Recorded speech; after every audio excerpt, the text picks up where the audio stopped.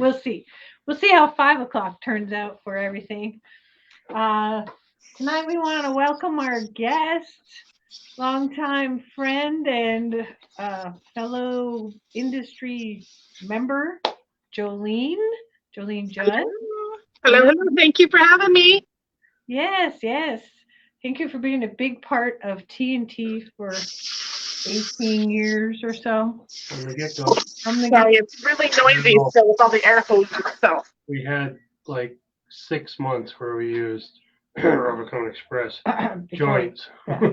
I think I want. But I seem to remember somebody made those for Rubicon Express. that was us, but it was their design. Right. It wasn't our design. Right. So I wanna go back a little bit in history, and then we will go look at some of the. You'll show us the shop and do all that good stuff. I know. Didn't you meet Mike at Moab one year? Is that how you met? I don't know.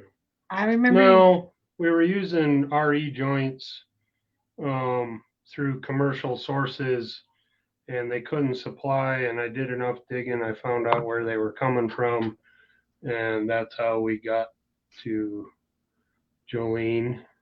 And that's it. And then yeah, that other guy. Yeah, that other guy. Yeah. And then, Well, it's not a secret. I'm not. It is what it is. But yeah, I had a business partner. And then we started getting them. Mike and Julene were coming out with their flex joint. We're like, well, why use the middleman? We'll just buy straight from the source. And here we are 18 years later. What, just a real quick reference is, what's the difference between your joints and Rubicon Express joints? We don't have that much time. Oh. You have all the time in the world, Bob. It's almost, really, there's a few components to it, but we're a machine shop by foundation. And so that's where all of the machining principles and the quality that we put into the parts that we make in every other industry, which is, we hit them all, medical and dental, aerospace. We've done actuators on oil rigs. We've got parts up on Mars landers. So those same machining principles we apply to make those parts are what we put into these parts. And we designed the parts with the idea of how to make it right. And then we put a price point on it, which I know is totally backwards. Everybody comes to the table with, I need to hit this price point in the market, and this is where I can sell the most. And then they make a part fit that price point. No, we don't. Right. And that's another reason for success there on both sides, is because we made the part the way it needed to be made. And then we assigned a price to it. If people bought it, great. And here we are. Thankfully, people are still buying it. Same here. Yeah. So I agree. Yeah. I remember my first time meeting you guys. We must have been going through Salt Lake for something, that area. And you had babies. I remember the boys as babies. I know. They're big, stinky boys now. Yeah. I'm 5'8". I'm the shortest person in my house. It's crazy. Right. So, yeah. I remember that. That was, TNT's been in business 18 years. So how long has Summit Machine been in business? We just, on April 1st, ironically, April Fool's Day is our anniversary. So, 23 years. Just celebrated 23 years. Excellent. Congratulations. So when I decide to, sell or wrap it up, whenever that happens way down the road, I should do it on April 1st, but I don't think anyone would believe me. Well, that's true. Hey, I sold it. Oh, yeah, that they won't. Maybe like funny joke. No. Yeah, funny. But yeah, no, my boys are 16 and 18 now. So yeah. Another good date for you would be a leap year. There you go. Sell it on the 29th. Yeah. There you go. That's a good idea. So that's like so far down the road in my future. It's unimaginable, Right. Yeah, us too. Oh, yeah. I see quite a few people on here. I want to tell them all. If you guys have questions for Julene, be sure to type them in there, and Tanner and I are kind of keeping track of those. Okay. So I know how we met, how we've been around. Obviously, you've been the only joint maker for us, meaning control arms, track bars, anything that Yeah. needs a joint, we get from you. And I was you, just talking to Bob earlier, and he said that he's got stuff that's 18 years old. He's still running our same stuff, our original. if you So grease it, take care of it, You know, it lasts. the new Yeah. one of the new buzzes in the industry is this maintenance-free joint. There's no such thing. They're Yeah. gonna wear out. They're gonna fail. Yeah. They're gonna whatever. And by design, because they're maintenance-free, they're also unmaintenanceable, if that's a word. Then you Right. throw them away and Yeah, get a new one. it's Yeah. dumb. Yeah. You know, those old joints I got in that one Jeep, once a year, whether they need it or not, I take them apart, look at all the pieces, clean everything off, re-grease it, put it all back together, and run it another year. It's like, No. and there's years I don't even need to do it because I didn't use that Jeep very hard that year. Right. I'm seeing a couple of comments and I know one of those we already touched base. Julene, can you talk about that new steering? I already know. I know. What's on Facebook is all you're gonna know right now, right? Yeah. No, I mean, I'm super thankful. The positive feedback, the private messages, and the stuff that's coming. Bob and I had a long conversation earlier about it, and it's still a little ways off.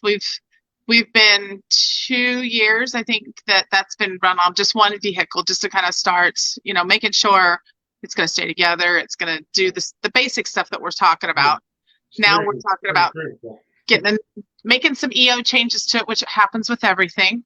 And then admittedly, also the last 2 years, and I know you guys know this too, have been like crazy.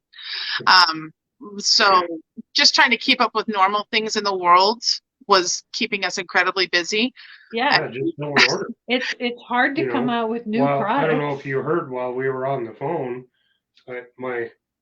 my Bluetooth headset is this. Phone goes in the pocket so I can work. So it's right here. I don't know if you heard the drill running while we were talking, but Gladiators came out in 2020, and we're just now finalizing the rear seat delete system. Right. Same thing. You've been working on this super secret steering stuff, and I've been working on some other super secret stuff because there's just not enough hours in the day. You got to fill. I've also tried to make a cloning machine, so you'll be my first customers. Yeah. I want dibs. Yeah. Okay. Yeah, I mean, you need like the mom version of you or the parent version. You need the business version. You need the home. Someone who can take care of the house and the errands, and yeah. No, I get it. So the last couple of years have definitely taken just enough resources and time to keep up on demand. And now that I've got that new normal underway, then it's like, okay, it's time to really revisit this. And here we are. So it is very much Summit Machine from every angle, which is what we always come to the table with, which is we're not trying to reinvent an entire system. We're not going to be steering people, just like I'm not an off-road shop. That's not what we're here for. There's existing systems out there, and we're just trying to make upgraded components to make what's out there better. Right. That's, so putting our twist on it. Shops like us, which, we wear like 4 hats, but the 2 main ones is manufacturing. That's her.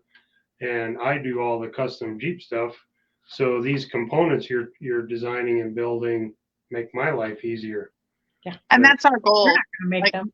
I'm not going to make that. There's nobody probably nobody in the industry that will give us that result. I mean, I looked at the pictures earlier, and they're probably old pictures of 3 versions ago, but the idea and the concept, and I know how you finish things, they'll be right on the money. And then you take somebody like us,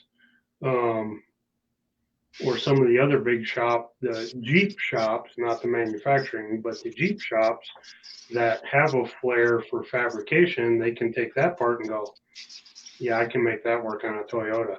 Or, I can make that work on this old leaf sprung Dana 60 Chevy axle or whatever. Yep. Possibilities are endless, and in the right hands, that's absolutely the goal, because I want to send it to places like you guys, because you are the experts in being able to build it on the vehicle, just provide you a better component that maybe the customer is going to want for that longevity. Again, not a throwaway part. Right. So keep dreaming, Jake. Jake James, he's Toyota. Jake's our head welder. So let's have Julene show us around. What do you Okay. I mean, Go for a walk. it's been a long time All since right. Well, it's a little noisy, so I'm gonna have to holler at him to like shut stuff down. Because I'll be honest, I've worked in a machine shop for almost 30 years. So, oh my God, I'm old. Yeah, 30 years. Yeah, you don't even hear it anymore. I don't hear good. No, and I'm getting old. My vision's going. Yeah. Yeah, that's why I'm wearing my cheaters so I can see you on the screen right now. Yeah, it's like glasses everywhere you go. I even have picked up those little like business card size magnifiers. I don't know if you've seen them before. Yeah. To read a menu if I forget my glasses. All right. Let's see. We're small and awesome and humble.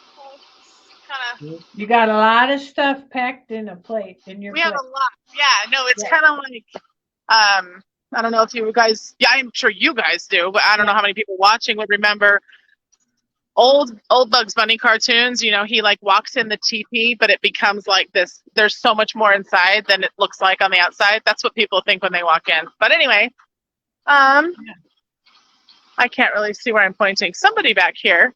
There's somebody back here named Vaughn.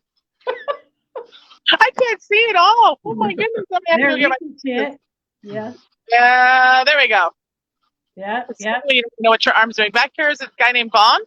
He is running that nice big old Shizuka, that guy is awesome. It just keeps on ticking. It's from 84, so it's coming up on 40 years old.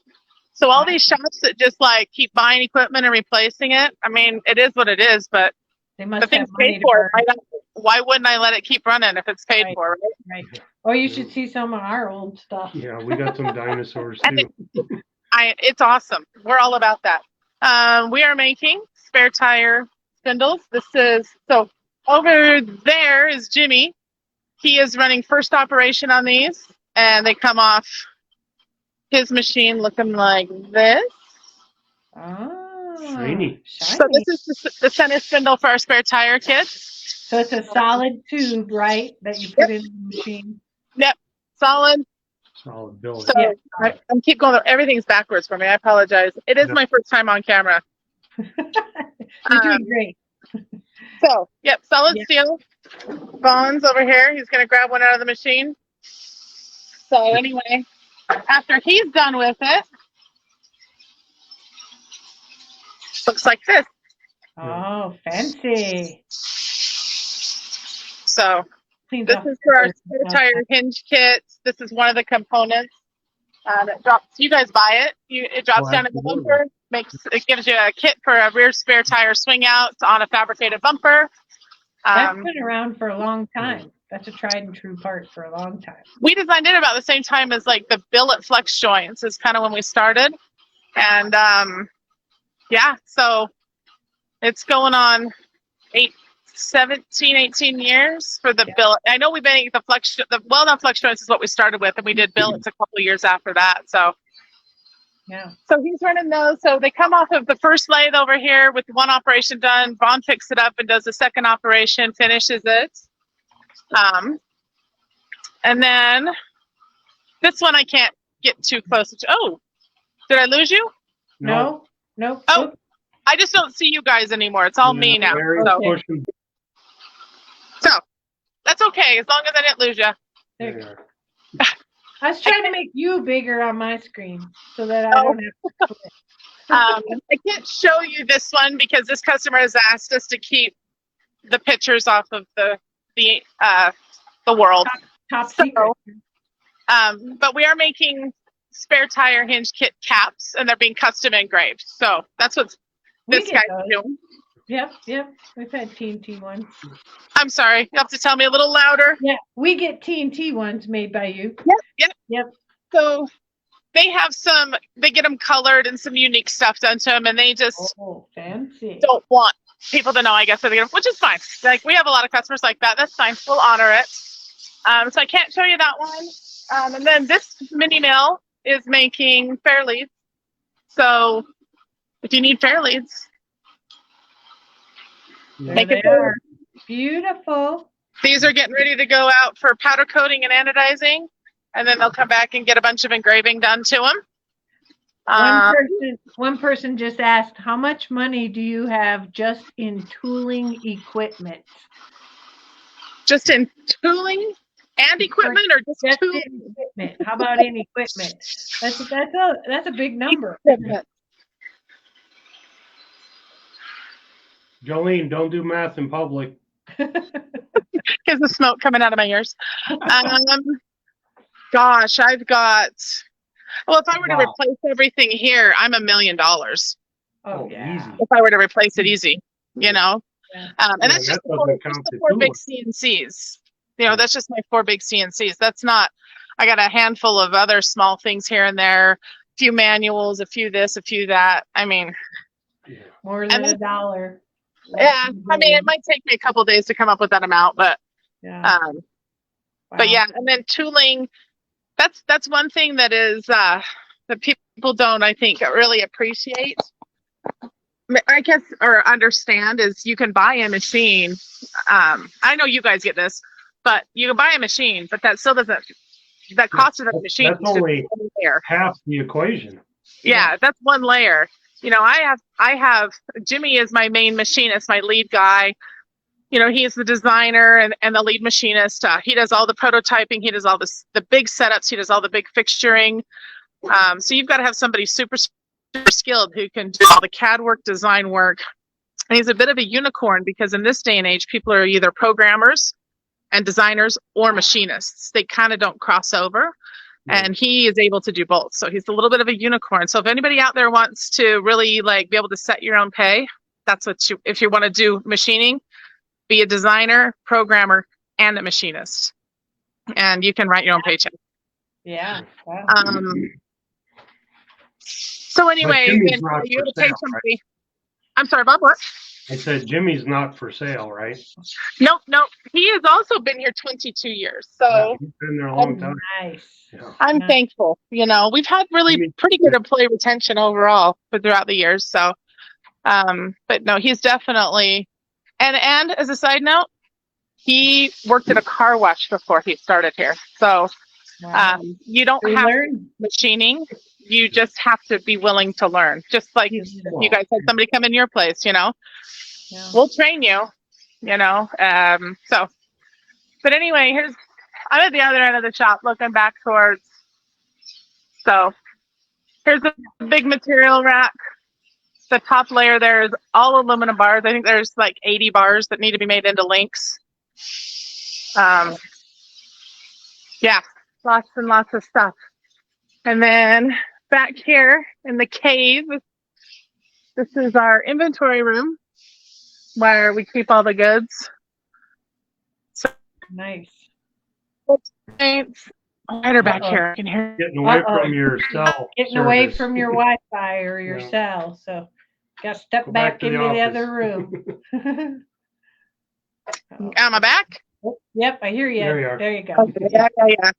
That's why we call it the cave. It's like the dead zone. Yeah, that's why. We have those black holes too. Yeah. It is like nothing goes back there. But anyway, that's our inventory room where we keep all the stuff that when you guys want to place an order, that's where it pulls from and ships from. So nice. So that's it. It's very hazy in here. It's hard work. Yeah. That's what that is. That's hard work happening behind me. How late do your guys work? So we are on 410s. I just switched over about 18 months ago. So Vaughn comes in at 9 and he works until 6. He's actually just part-time. I'm here. My hours don't count. You know how that goes. And then Jimmy he works like a 10 to 7 shift, 10 to 8 shift. He comes in a little bit later, stays a little later. So somebody's in the shop Monday through Thursday from 7 in the morning, which is myself, until about 8 o'clock at night, which is Jim. Nice. So, and then you give them Friday, Saturday, Sundays off. Then 3-day weekends. Yep. Right. And I tell you, it's been awesome. I even enjoy it because Friday is my catch-up day. You know, I come in and that's my project day. It's my project day. It's like I really knock stuff out. So if it's something that a business is considering, I'm like, really do it. You don't have a lot of walk-in traffic, right? No, that's why I can do it. Yeah, yeah. That's the difference between an open store and whatever. No, that's why I don't want to be an off-road shop. I want you guys to do all that stuff because you're good at it. And I want my Fridays off times. One guy said, what is the history of you becoming Summit Machine? My joke that I tell people is it involves an armadillo, a feather duster, and a car battery. But in reality, I had a business partner. I grew up in this industry. You know, my father was a machinist. He had his own shop my whole life. So I dabbled in it, but I was going to have nothing to do with it. I actually went to school to be an accountant. I ended up marrying a guy. What's that? You use that, don't you? Yeah, no, it's super handy for sure. Yeah. But I didn't want anything to do with machining. Man, I had to sit. This will date me, but my dad would bring home parts and he would pay me a nickel a part and I would sit and deburr them at night. And we'd be watching like the Cosby Show or hanging with Mr. Cooper or Dynasty, you know. Oh, yeah. Yeah, way back in the day. So I wasn't going to do anything with it, but I ended up, you know, anybody who knows known me long enough, it's not a secret. I started this with a gentleman named Mike, he was my husband at the time, but a few years into it, you know, it didn't really work. It didn't work for him. It didn't work for us. And he wanted to take a different path. So, you know, he took a different path and I just stayed on with it and learned more about the machining side because he was the machinist. I was the administrative side. And so I got to pick up learning about machining. Yeah. Yeah.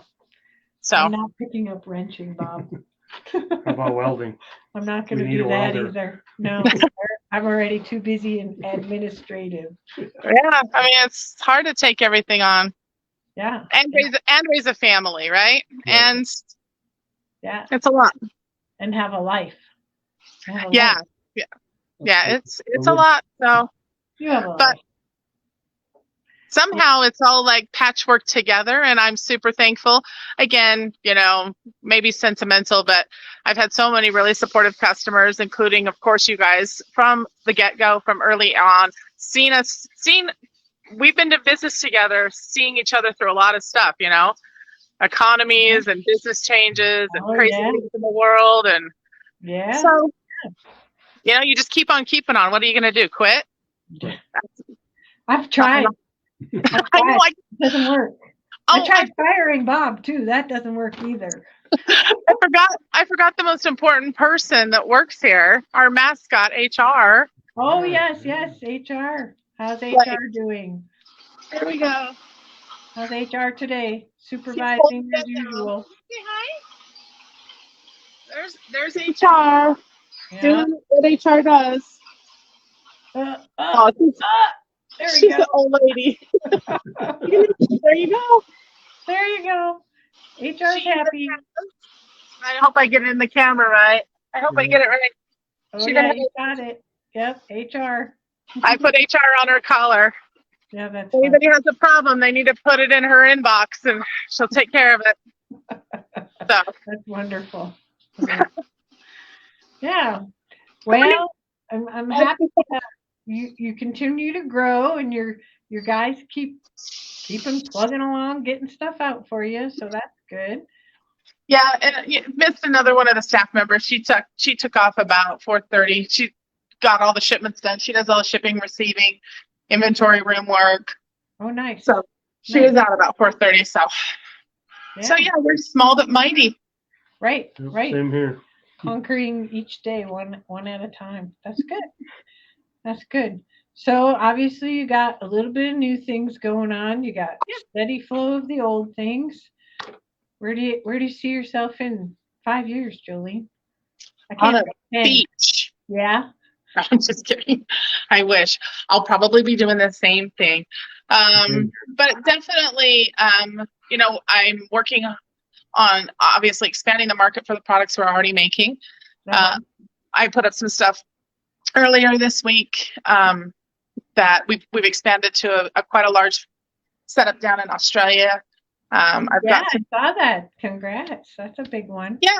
So they're using some other parts that just aren't really lasting.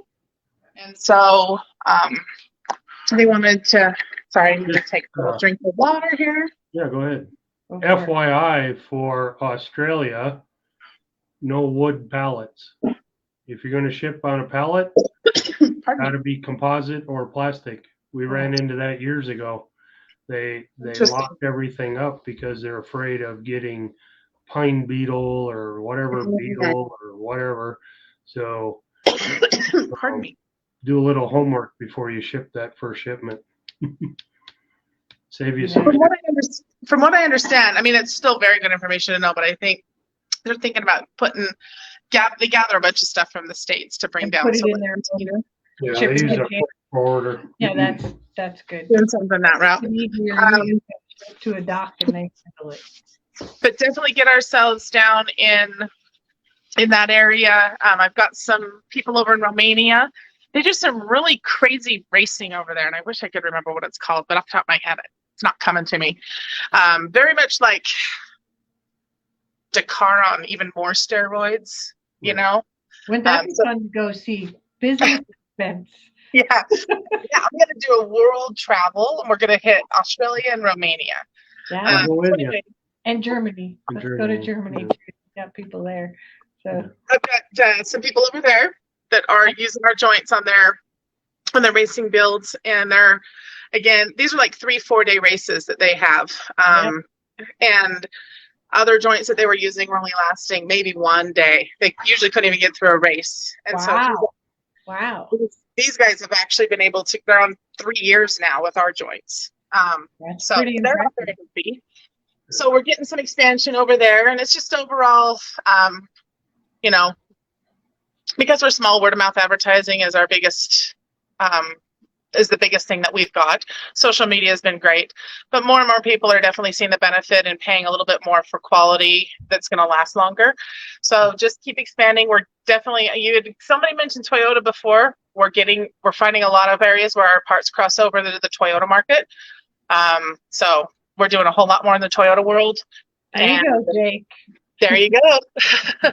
The FJ Cruisers actually just signed up with a guy who's doing a build of an old Land Cruiser. It's all custom stuff, but same kind of idea.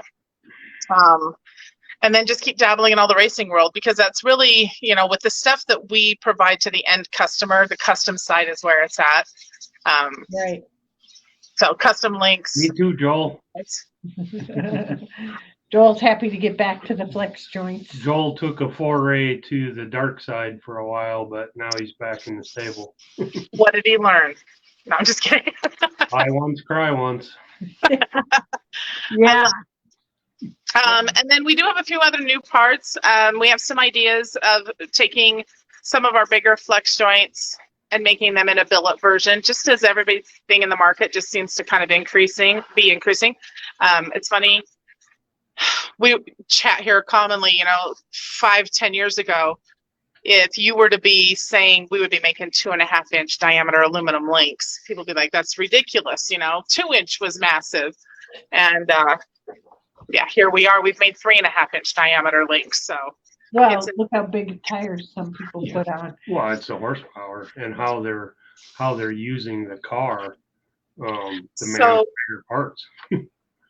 Doing some expansion, and applying what we've got to markets that are already broadening. The Bronco popped up, and so we made a small modification to the large flex joint, and it fits the Bronco bracketry, just with a different ball. So always working on that. A few other things kind of in the mix, but because we're a machine shop by foundation, I keep kind of I walk that line of making upgraded parts and keeping them in the wheelhouses that we've been able to do really good in. But we take on so much work from so many other industries that I just kind of have to balance the two. You should learn how to drive, Cotty. Cotty says 1 3/4 tie rods aren't big enough. That's why, I mean, we're hopeful it could go up to 2 1/4 inches, but we still have a lot of R&D to go through on this stuff. So, one question on there: why do you think your joints last longer than everybody else's? Why? What makes them like these guys can race for 3 years instead of not even finishing a race? What do you think? What's the difference? On that, I'm going to have to put it pretty squarely on our race material, which I don't tell them. The only people who know are me and Jim. What that material is made out of? You mean? Yep. It's kind of like KFC recipe. Okay. Took me years and years to refine it and get it where it's at. So that is what is making those in that environment perform for so long. The softer stuff, it has a place.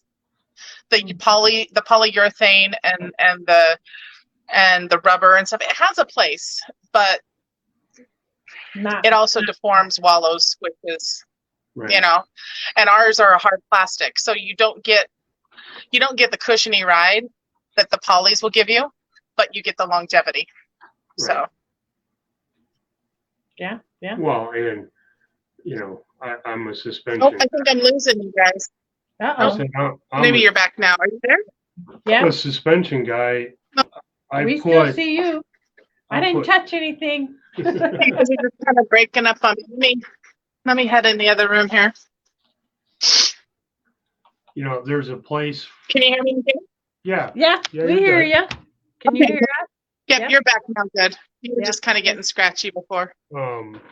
As a suspension guy, I'd rather have a joint that lasts.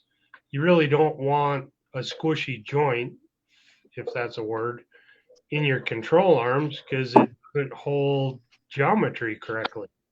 It baffles me. It doesn't make any sense, but that's me. And that's why everything's rigid and they perform.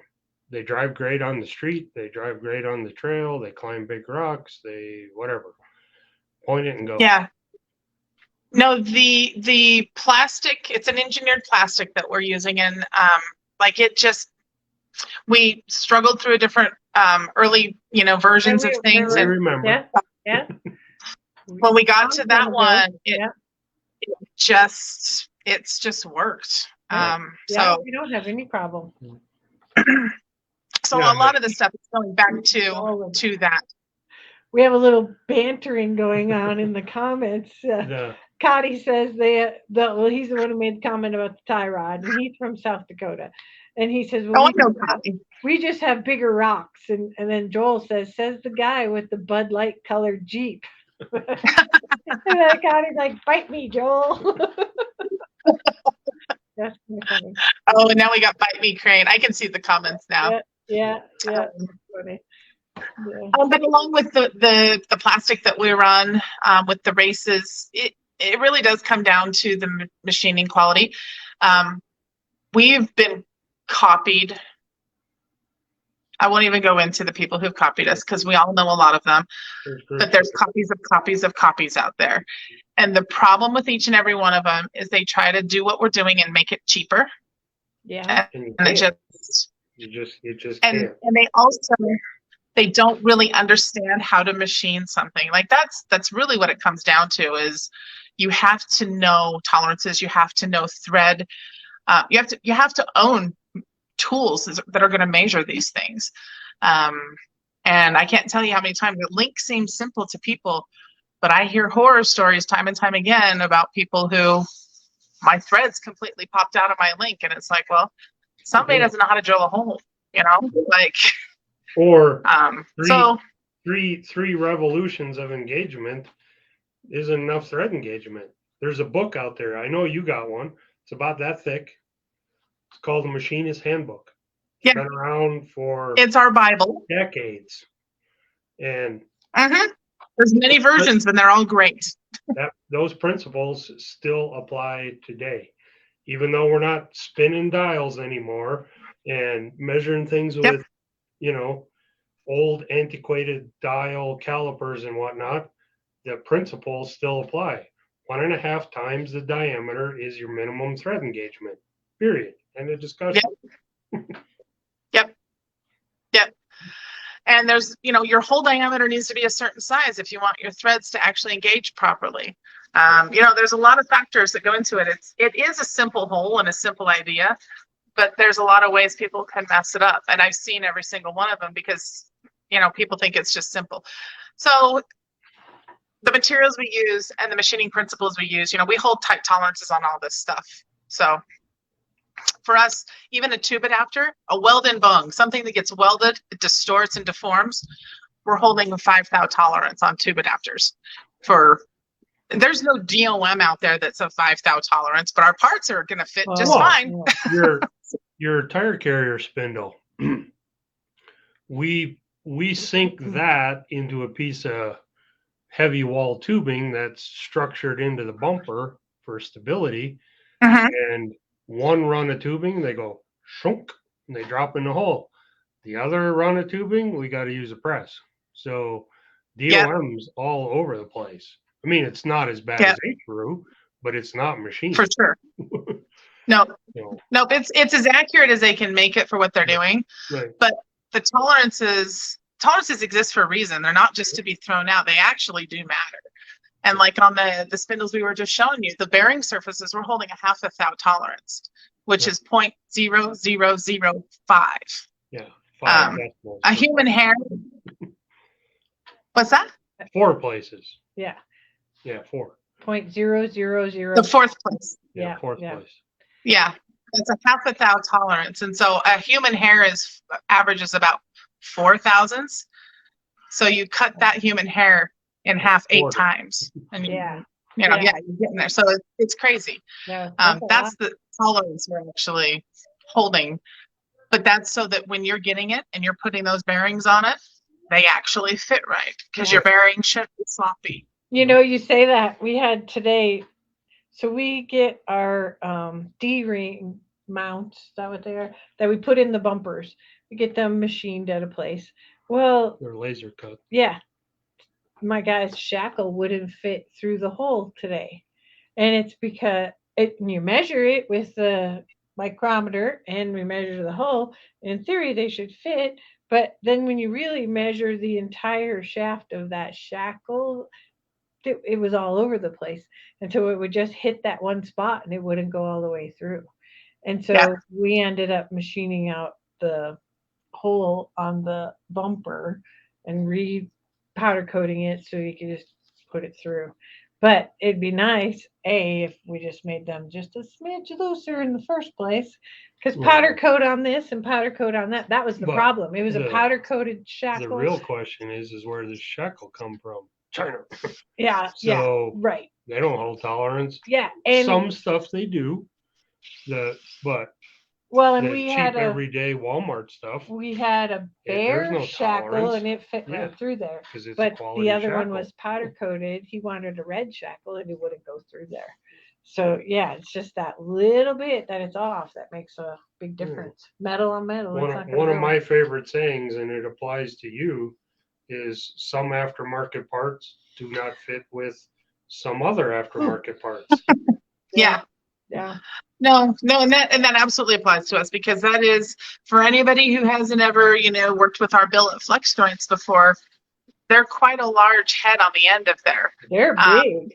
And that is one of the reasons, that's one other reason for their success, because some of the other joints that have a much lower profile, that allows it to distort and stretch. And once that distorts and stretches, that's when everything pops out and it falls apart. But that extra material lets it be pulled and pressed under those pressures, and it holds its shape. Right. But that's and we start with 3 1/4 diameter material. So it's the finish is right at 3 1/8, right? So it's around 3 1/8 on our large joint. So Yeah, you need that's a caused deeper me bag. some headache in years past because we designed, we do all flat steel and press brake work and welding. Mhm. But tolerances apply there probably just as strongly as they do in machinist world. Because if you're not 90 degrees and it's supposed to lock in here, well, you got to Yep. weld gap, and welding Yep. gap sucks. So Yeah. our original lower control arm mounts that we use for all our trusses and axle swap components and all of that stuff, we had a customer that wanted the billet flex joints, and they don't fit because the original design of mine of the lower control arm was based on a factory lower control arm bushing. And I gave it some room, things move around, but it's like can't, because though the head, to your point, the head of that bushing is, or joint is huge. They're big. It really is. And they don't come apart. So Yeah. as a side note to anybody watching, if you need lower control arm mounts that fit Julene's large billet flex joints, call Mary. Ours fit. It's right here. I'm pointing the wrong direction. This guy is right here. Yeah, made them a little bigger to fit that joint. So, Yeah. which doesn't hurt a factory application, but now you have room if you choose to use those big joints. Yeah. So. And then thinking about it, we're thinking about going with one bigger size where we'd probably start with like 3 3/4 diameter material to do our extra large flex joint with like a, 1 5/8 shank or something crazy. Right. Probably So, a 3/4 hole, 3/4 bolt, 7/8. Yeah. Big bolt. Yeah, big bolts. Big bolt. Big power, big rocks. Yeah. People just keep making stuff bigger and bigger. It's just crazy to me. So. Wow. We got a JK in the shop on 45-inch rubber. Oh my God. Yeah. It's crazy. Crazy stuff. Hey, 33s were big. Oh, yeah. That's making us old. Does it say, I hope it doesn't get blocked? There are all these big joint comments. Okay, Tanner. Tanner's the one that put that up. Oh, so many terms that, I won't do it here because we're doing a video chat, but man, so many terms. It's a constant Beavis and Butthead routine, right? Yeah, definitely. Well, anybody? last but not least, we've been talking about a campfire, and Yes. we need to make that happen. Yeah. Mid-July, weather's nice. Sometime this year. We've crossed and not been able to connect. Last year we were close. We didn't do it. No, I know. And my boyfriend and I, we keep talking. My boyfriend really likes you guys. I know he talks to Bob a little bit on the Facebook. So yeah. Yep, it'd be a good weekend. How can you not like we need to Bob? get together, shoot some guns, drink some drinks, boondock out in the middle of nowhere. This KOA camping, I don't know what that's about. They always get mad when I shoot my guns, so I can't go back. Yeah. I get mad at everything. They have these rules. It's really weird. I know. We went to Cabo over the New Year's, and that's the first time in a long time that we had gone to a place where there was a lot of people, a lot of tourists. And I said, I guess I've gotten used to camping in the middle of nowhere where it's only few people that we want to be with us, and here we were in a city, where cruise ships were coming in, and it's like, I'll take the Grand Canyon or Behind the Rocks or any of those other great places. Red Desert, yeah. There's endless. So yeah, we have to connect, Julene, and sit around a campfire one of these days.